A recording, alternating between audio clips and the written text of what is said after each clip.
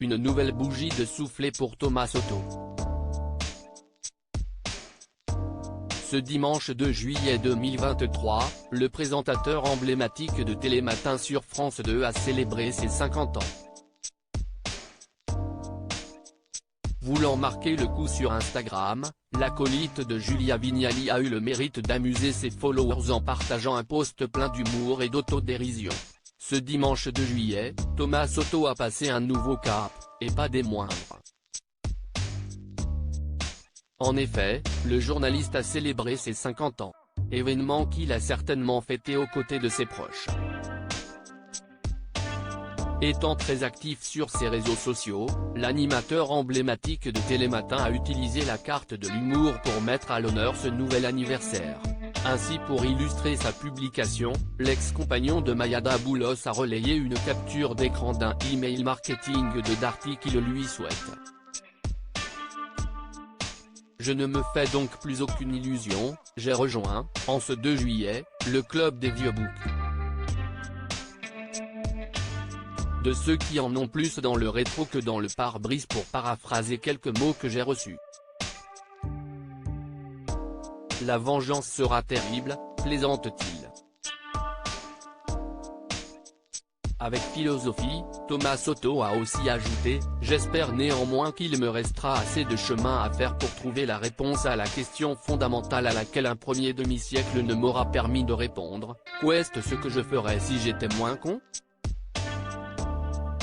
L'occasion pour lui de remercier les nombreux internautes qui lui ont adressé d'adorables messages en cette date si particulière.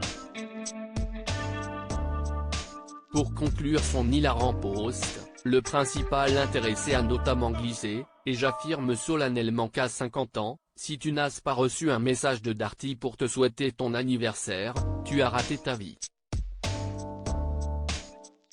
Une pointilleuse remarque qui a bien évidemment amusé sa communauté.